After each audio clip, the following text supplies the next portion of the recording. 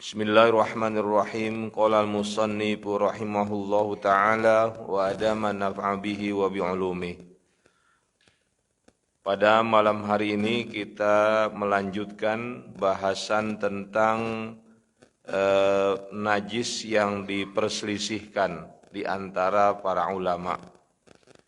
Dan kita masuk pada jenis najis yang keempat, yang para ulama berbeda pendapat tentang apakah itu najis atau bukan najis. Ar-rabi'u jildul maitati, kulit bangkai. Jadi kalau ada binatang yang mati, itu kan statusnya sebagai bangkai. Walaupun jenis binatang yang halal dimakan dagingnya, tapi karena bangkai diharamkan. Nah, bagaimana dengan kulitnya?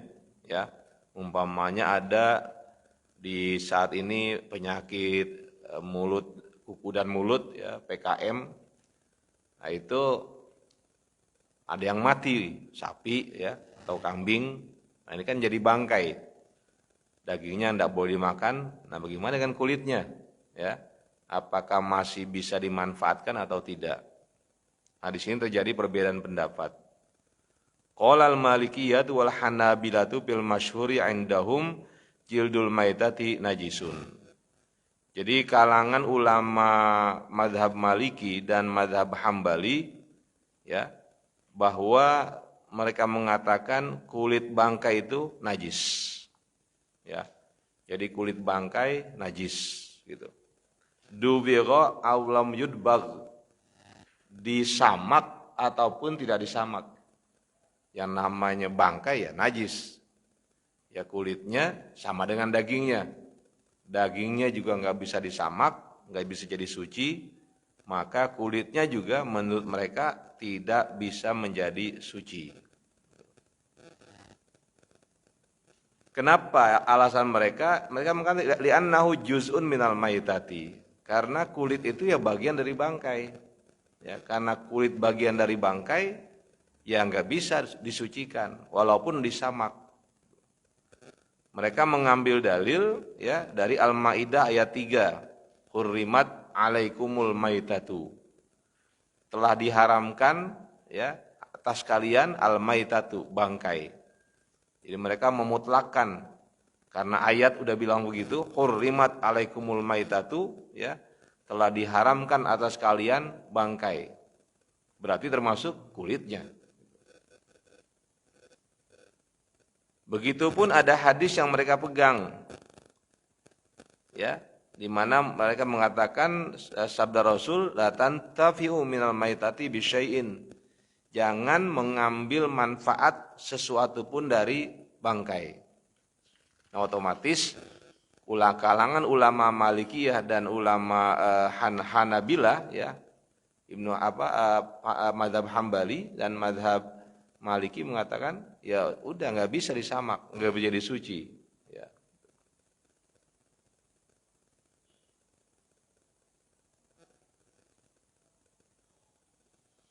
Kemudian bagaimana dengan pendapat kalangan yang lain? Wa qala al-Hanafiyatu wasy-Syafi'iyatu tathurul juludul najisatu bil mauti wa ghairihi kal madbuhi ghairil ma'kulil lahmi bid-dibagi, ya. Maka menurut kalangan ulama mazhab Hanafi dan mazhab Syafi'i, kulit bangkai itu menjadi najis disebabkan kematiannya. Jadi benar, ya, kulit bangkai itu ya najis. Ya. Tapi kata mereka, apabila kulit tersebut disamak, ya, idza dubigal ihabu faqad tahara.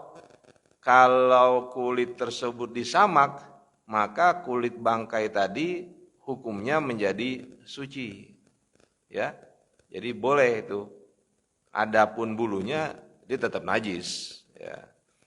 Kalau dia bangkai, ya, bulunya tetap najis. Makanya nggak bisa untuk digunakan itu. Jadi yang diambil cuma kulitnya saja, ya. Kulitnya disamak, itu kemudian menjadi suci. Nah, ini berdasarkan satu hadis, ya, di mana ini hadis riwayat Imam Bukhari Muslim dari Abdullah bin Abbas, ya. Jadi satu saat Nabi melewati rumah Maimunah, ya. Lalu di situ ada bangkai kambing yang kemudian disia-siakan oleh Maimunah tersebut. Ketika ditanya, kenapa engkau tidak memanfaatkan bangkai tersebut, ya? Kemudian Maimunah jawab, innaha maitatun, itu udah jadi bangkai. Qala, Nabi menjawab, innama haruma akluha atau innama hurima akluha, dan yang diharamkan itu makannya, ya. Berarti untuk kulitnya itu bisa disamak dan diambil manfaatnya, ya. Nah, meskipun kedua dari ulama ini sependapat, ya, jadi kalangan ulama Syafi'iyah dan ulama Hanafiyah, mereka bersepakat bahwa kulit bangkai itu, ya, bisa disucikan dengan cara disamak, namun cara penyamakannya yang berbeda, ya. Artinya kalangan Syafi'iyah mengatakan kalau kalangan Hanafiyah membolehkan disamak hanya dengan dijemur, gitu ya. Jadi kulit bangkai kemudian dijemur gitu, diterik matahari. Nah, itu menurut ulama Hanafiyah udah sah, ya. Sudah sah untuk menjadi suci. Kalangan Syafi'iyah mengatakan nggak bisa, ya. Kalau hanya menggunakan panas matahari itu tidak sah, ya. Berarti apa? Belum suci. Begitupun kalau pakai tanah, ya. Pakai tanah atau pakai abu atau pakai garam. Itu menurut ulama Hanafiyah udah suci, ya. Tapi menurut kalangan Malikiyah itu belum menjadi suci, ya. Maka dengan demikian orang-orang dari kalangan Hanafiyah itu boleh menyamak kulit pakai kimia, ya, menggunakan kimia, itu zat kimia. Sama ketika mereka membolehkan untuk menggunakan sinar matahari yang yang bisa mengeringkan kulit, maka itu otomatis sudah membuat kulit menjadi suci, ya. Ini yang pertama, ya. Yang keempat, maaf. Yang keempat yang dipertentangkan tentang kulit bangkai. Jadi kalangan Malikiyah dan kalangan Hanabilah mengatakan tidak bisa disucikan dengan disamak. Sementara kalangan Syafi'iyah dan Hanafiyah mengatakan kulit bangkai itu bisa suci dengan cara disamak.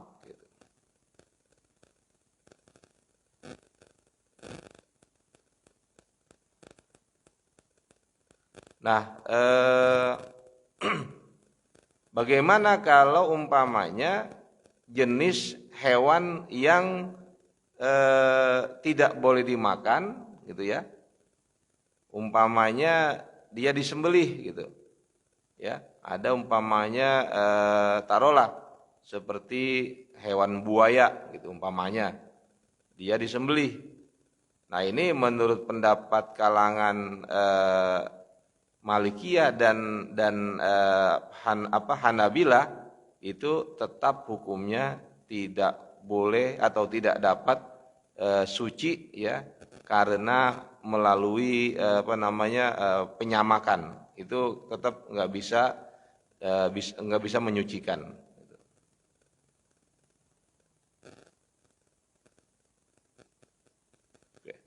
Kemudian yang kelima, baulus sabi rodi alladzi lam yut'am ghairul labani. Kencing anak laki-laki yang masih menyusui yang tidak makan apapun kecuali susu. Nah, ini kencing bayi laki-laki dipersoalkan apakah itu najis, ya, atau tidak, ya, atau memang itu najis, cuma jenis najisnya berbeda dengan kencingnya anak perempuan. Nah di sini apa? Qarrara Syafi'iyatu wal Hanabilatu, ulama-ulama dari kalangan Syafi'iyah dan Hanabila menetapkan annama tanajjasa bi baulin aw qai'in sabiyyin lam yata'am, ya, ghaira labani litaghadzi, apabila, ya, sesuatu terkena kencing atau muntahan bayi laki-laki yang tidak makan apapun selain susu, ya, maka itu hukumnya tetap najis, ya, najis. Namun untuk menghilangkan najis tersebut, ya, cukup dengan memercikkan air saja. Jadi air dipercikkan, tidak perlu dibasuh. Ya, tidak perlu dibasuh. Jadi kalau kencing bayi laki-laki yang belum makan apapun kecuali susu, ya, maka kencing atau sesuatu yang terkena kencingnya atau yang sesuatu yang kena muntahannya itu tidak perlu dibasuh, cukup cipratkan air saja, ya, maka itu sudah menjadi suci. Nah ini alasannya apa? Kok beda gitu ya? Nah, ini masing-masing punya pendapat gitu. Jadi kenapa mereka dari Syafi'iyah dan Hanabila, ya, untuk menghilangkan najis dari kencing tersebut, ya, cukup dengan memercikkan air, tidak perlu membasuhnya. Ini disebabkan bahwa anak laki-laki tersebut jenis kencingnya itu dia lebih ringan baunya, gitu. Lebih ringan baunya, sehingga cukup dipercikan saja. Berbeda dengan kencingnya bayi perempuan, dia lebih tajam, ya, lebih tajam sehingga mesti dibasuh. Gitu. Ada lagi pendapat yang lain karena ini mungkin tradisi, ya, anak kecil yang laki-laki itu lebih sering digendong daripada yang perempuan. Itu ada alasan begitu. Ada lagi yang beralasan kenapa beda, karena tanda balignya beda, ya. Kalau anak laki tanda balignya adalah sudah mengeluarkan sperma, di mana dalam pandangan beberapa ulama madhab sperma itu suci, ya. Sementara orang perempuan itu tanda balignya adalah haid, di mana haid itu adalah darah, maka darah itu najis. Ya, ini kan apa artinya analisa, ya, analisa saja. Yang jelas Nabi sudah memberikan contoh kayak begitu. Jadi kalau bayi laki-laki yang belum makan apapun sebelum dia usia 2 tahun, itu kalau kencing di satu tempat cukup dipercikan saja, ya, tidak perlu dibasuh begitu, tidak perlu. Gitu. Nah kemudian apa penyebabnya? Para ulama membuat analisa macam itu, ya. Jadi ada mengatakan ya karena bayi laki-laki itu lebih sering digendong, ya.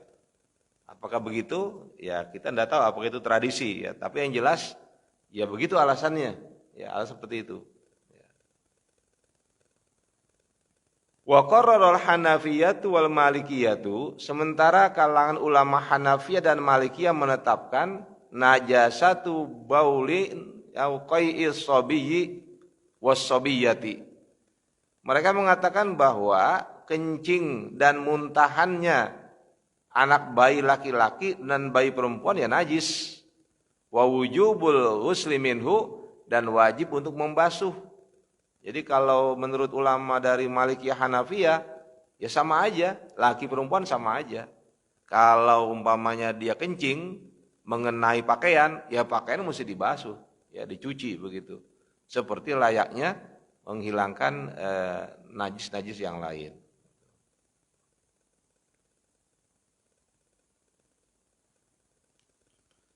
Nah ini begitu ya, ini perbedaan yang memang seperti itu ya. Nah kita yang memakai mazhab Syafi'i ya, tentunya ya harus seperti itu menyikapinya. Terus bagaimana kalau anak tersebut pernah ditahnik ya, pernah ditahnik. Kan anak kecil itu kalau dia baru lahir ya, kan ditahnik itu. Jadi diberikan kurma gitu kan ya. Kurma yang dihaluskan di mulut orang dewasa, biasanya orang yang alim itu, orang-orang yang memang terjaga kepribadiannya, itu dihaluskan tuh di mulut, kemudian dimasukin di langit-langitnya bayi tadi, itu kan ditahnik. Nah itu bukan jadi penghalang.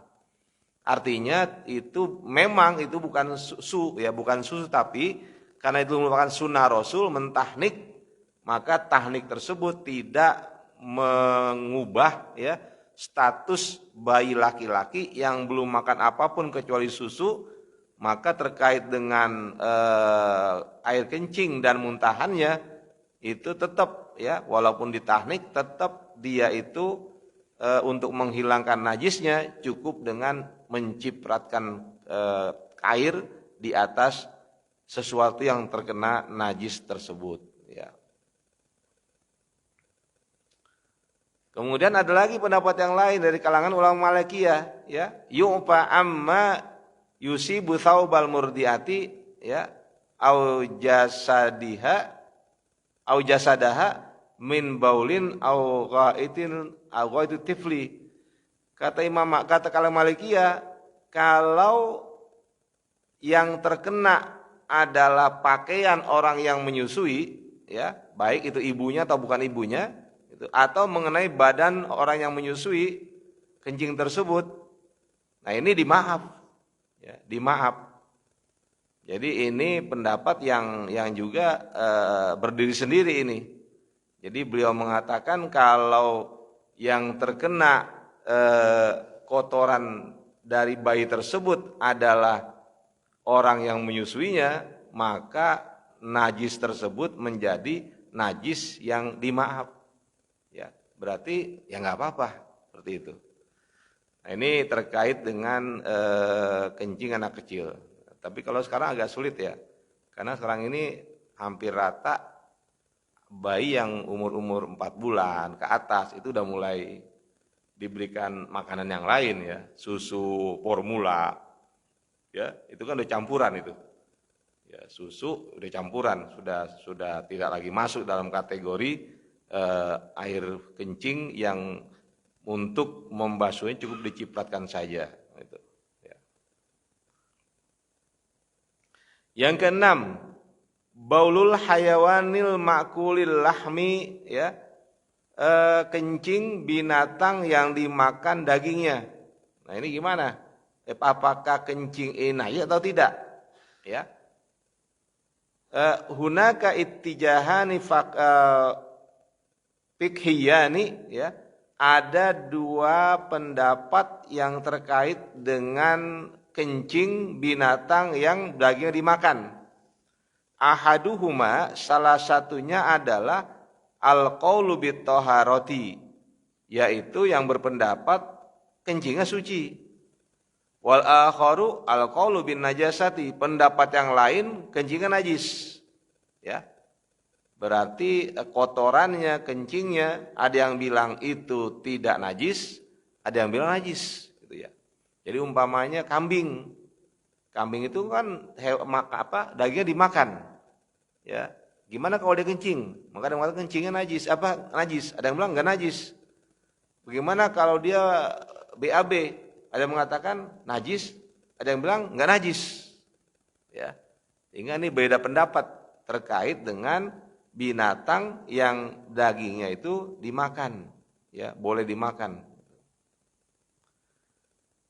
Pendapat yang pertama yang mengatakan bahwa kencing dan kotoran hewan yang dagingnya dimakan itu suci adalah pendapatnya kalangan ulama Malikiyah dan ulama Hanabilah. Ya. Jadi jangan heran nanti kalau ada pendapat yang mengatakan bahwa kencing kencing kambing ya suci, ya.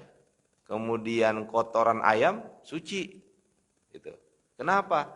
Karena mereka beralasan dagingnya dimakan. Jadi onta, sapi, kambing, ayam, burung dara, ya, dan semua jenis burung, nah itu berarti suci katanya begitu. Ya. Kecuali ada beda dikit. Walaupun ulama Malikiyah mengatakan itu suci, tapi kalau binatang tersebut kesehariannya makan makanan yang najis itu. Artinya apa? Kotoran najis. Kalau memang dalam kesehariannya dia makanannya adalah makanan yang najis, ya maka kencingnya, ya kemudian tainya, yaitu najis. Tapi kalau makanan biasa-biasa aja, makanan yang tidak najis, ya kata mereka hukum kencing dan kotorannya ya enggak najis.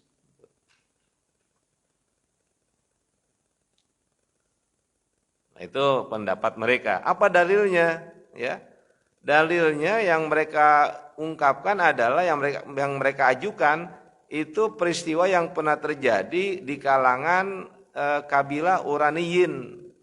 Ya, mereka itu minum kencing onta dan susunya. Jadi itu pernah terjadi gitu ya. Jadi orang-orang di Uraniyin, ya Uraniyin itu satu kalangan komunitas di Arab waktu itu zaman Rasul, mereka itu ya minum yang namanya kencing unta. Walaupun nanti ada yang berpendapat itu kan buat obat, gitu ya. Ketika tidak ada obat lain selain itu yang ada kan boleh. Karena hukuman darurat gitu kan ya. Nah, tapi pendapatnya kalangan Malikiyah dan Hanabilah mereka tidak ke sana arahnya, ya. Dengan begitu itu pertanda bahwa kencing dan kotoran hewan yang dimakan dagingnya itu tidak najis. Itu pandangan mereka, ya. Wa qala Syafi'iyyatu wal Hanafiyatu, kalangan ulama Syafi'iyah dan Hanafiyah mengatakan al-baulu wal qai'u wa rauthu minal hayawani awil insani mutlaqan najisun. Kencing, muntah, tahi ya kotoran hewan atau manusia mutlak najis. Jadi tidak ada pengecualian. Itu binatang yang dimakan dagingnya atau yang tidak dimakan dagingnya, yang namanya kencing dan kotorannya serta muntahannya ya najis gitu. Ya. Di mana dalilnya? Mereka mengatakan Rasul pernah memerintahkan yasubul ma'a ala baulil a'rabi fil masjid. Nabi itu pernah memerintahkan untuk menuangkan air di atas kencing orang Badui, ya, yang kencing di masjid. Jadi ketika orang Arab Badui kencing di masjid, Nabi suruh siram airnya, ya disiram pakai air. Nah, ini menandakan manusia saja yang suci, ya, itu kan kencingnya tetap najis, ya, apalagi binatang seperti itu.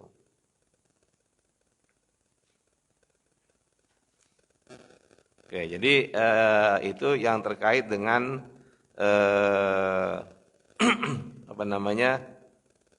kencing, ya, muntah dan kotoran hewan yang dagingnya dimakan. Ya, sampai sekarang gimana? Ya tetap aja begitu. Artinya kalangan Malikiyah dan kalangan Hanabilah mereka mengatakan itu nggak najis. Ya. Makanya pernah terjadi perdebatan gitu ya di satu grup gitu, grup WA, masalah kotoran ayam gitu, kotoran kambing. Ya karena memang dua-duanya punya landasan dalilnya, ya nggak akan ketemu. Ya. tidak akan ketemu. Artinya apa? Kalangan Malikiyah dan kalangan Hanabilah mengatakan suci, sementara kalangan Syafi'iyah dan Hanafi mengatakan najis, ya. Gitu. Dan kita di mana posisi kita? Ya kita ini karena mengikut kepada pemahaman Imam Syafi'i, maka kencing dari binatang dari manusia itu hukumnya adalah najis, seperti itu. Ya. Kita nggak bisa pindah dengan mengatakan bahwa tahi ayam itu enggak najis. Ya, kita nggak bisa begitu. Kenapa? Karena kita sudah komitmen dengan pendapatnya kalangan ulama Syafi'iyah bahwa itu adalah najis. Ya.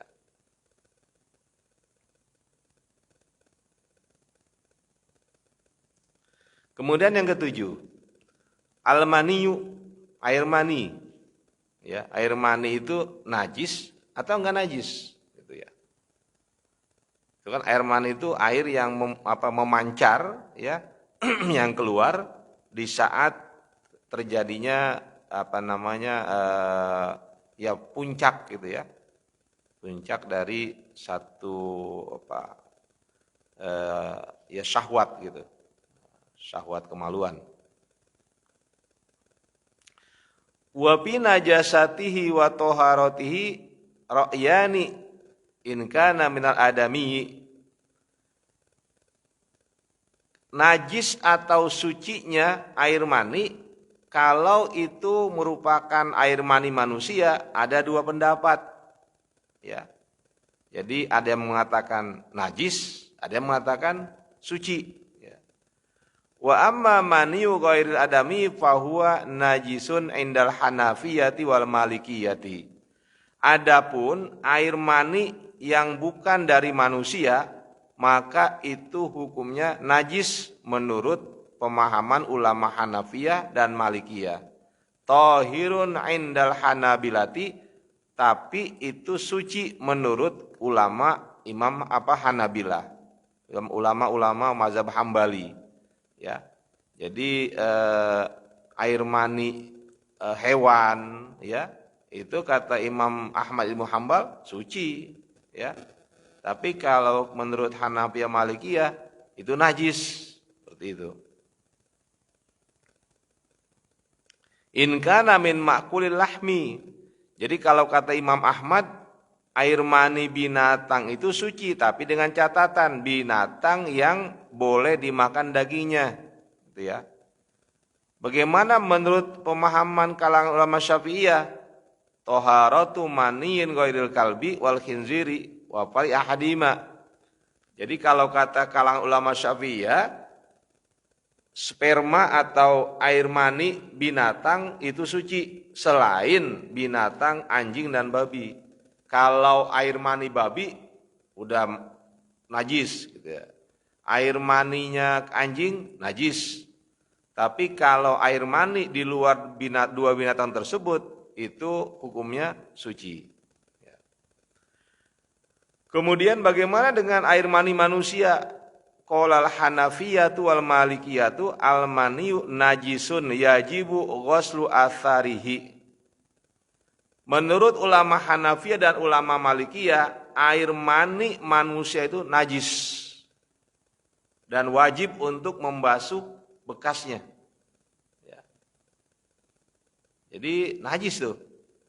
Jadi kata mereka air mani manusia ya najis. Jadi kalau kena pakaian kita mesti dibasuh, mesti dicuci. Ya. Dengan catatan kalau kata kalangan Hanafiyah, ya dicuci kalau masih basah. Artinya wujudnya masih basah, nempel gitu, masih ada di kain atau di baju atau di apapun pakaian atau di benda yang lain. Kalau masih basah itu wajib dibasuh. Tapi kalau udah kering itu dikerik saja. Ya, dikerik seperti yang pernah dilakukan oleh Siti Aisyah. Ya.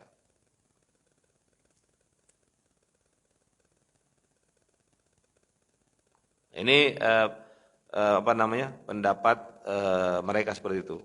Ya. Kemudian bagaimana pendapat yang lain, gitu ya? Maka kalangan ulama Syafi'iyah dan ulama Hanabilah mengatakan al-maniyu tahirun. Air mani manusia itu suci. Ya. Jadi air mani itu suci. Sebab kalau najis berarti manusia itu terbentuk dari zat yang najis. Ya.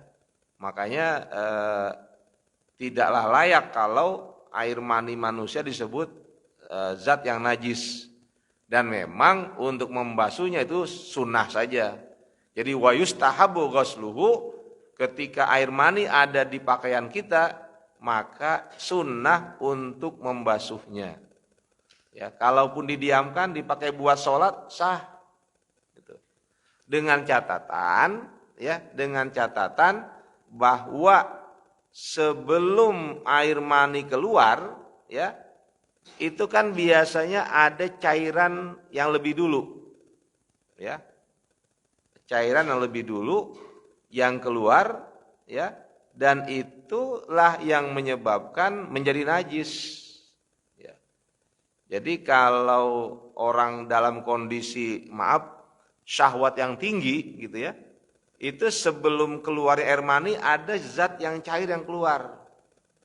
Nah itu kalau belum dibersihkan masih di situ, kemudian air mani keluar berarti menjadi najis. Kenapa? Karena air maninya mutanajis, terkena najis. Najis apa? Najis cairan yang sudah ada sebelumnya, ya.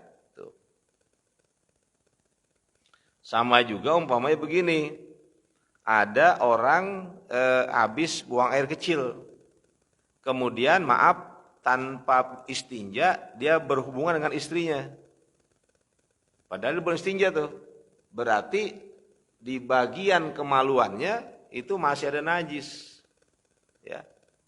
Nah ketika dia berhubungan kemudian keluar sperma, maka spermanya menjadi najis, gitu, ya. Kenapa? Karena sudah bercampur dengan zat yang najis.